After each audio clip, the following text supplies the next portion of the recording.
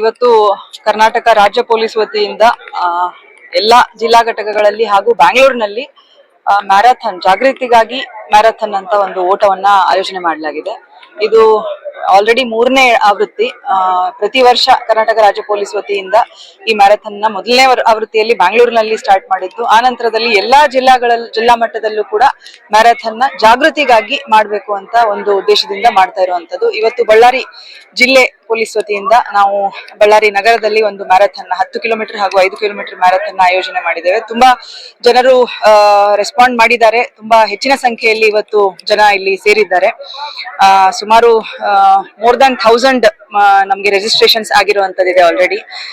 ಇವತ್ತು 5-10 ಜೊತೆಗೆ ನಾವು 2 ಕಿಲೋಮೀಟರ್ ವಾಕಥಾನ್ ಕೂಡ ಸೀನಿಯರ್ ಸಿಟಿಸನ್ಸ್ಗೆ ಅಂತ ಆಯೋಜನೆ ಮಾಡಿರುವಂತದ್ದು. ಇದ್ರ ಮುಖ್ಯ ಉದ್ದೇಶ ಏನಂತಂದ್ರೆ ಜನರಲ್ಲಿ ವಿವಿಧ ವಿಷಯಗಳ ಬಗ್ಗೆ ಜಾಗೃತಿ ಮೂಡಿಸುವಂತದ್ದು. ಅಂದ್ರೆ ಮುಖ್ಯವಾಗಿ ಡ್ರಗ್ಸ್ ರಿಲೇಟೆಡ್, ಡ್ರಗ್ಸ್ ಇಂದ ಆಗುವಂತಹ ದುಷ್ಪರಿಣಾಮಗಳ ಬಗ್ಗೆ ಒಂದು ಜಾಗೃತಿ, ಹಾಗೆ ರೋಡ್ ಸೇಫ್ಟಿ ರಿಲೇಟೆಡ್ ಒಂದು ಅವೇರ್ನೆಸ್, ಹಾಗೆ ಮತ್ತೆ ಮಕ್ಕಳ ಏನು ಚೈಲ್ಡ್ ಮ್ಯಾರೇಜ್ ಅಂತ ಹೇಳ್ತೀವಿ ಅದ್ರ ಬಗ್ಗೆ ಇರ್ಬೋದು, ಅಥವಾ ಮಹಿಳೆಯರ ಮೇಲೆ ಆಗುವಂತ ವೈಲೆನ್ಸ್ ಇರ್ಬೋದು, ಈ ತರ ವಿವಿಧ ವಿಷಯಗಳನ್ನು ಒಳಗೊಂಡಂತೆ ಜಾಗೃತಿ ಮೂಡಿಸುವ ನಿಟ್ಟಿನಲ್ಲಿ ಇದು ಜನರಿಗೋಸ್ಕರ ಅಂತ ಹೇಳ್ಬಿಟ್ಟು ಒಂದು ಮ್ಯಾರಥಾನ್ ನ ಆಯೋಜನೆ ಮಾಡ್ತಾ ಇರುವಂತದ್ದು. ಜನರು ತುಂಬಾ ರೆಸ್ಪಾಂಡ್ ಮಾಡಿದ್ದಾರೆ. ಅದೇ ರೀತಿ ಈ ಒಂದು ಮ್ಯಾರಥಾನ್ ನಿಂದ ಜನರಿಗೆ ಒಂದು ಒಳ್ಳೆ ರೀತಿಯಲ್ಲಿ ಜಾಗೃತಿ ಮೂಡುತ್ತೆ ಅಂತ ಹೇಳ್ಬಿಟ್ಟು ನಾನು ಇವತ್ತು ಹೇಳಲಿಕ್ಕೆ ಇಷ್ಟಪಡ್ತೇನೆ. Thank you.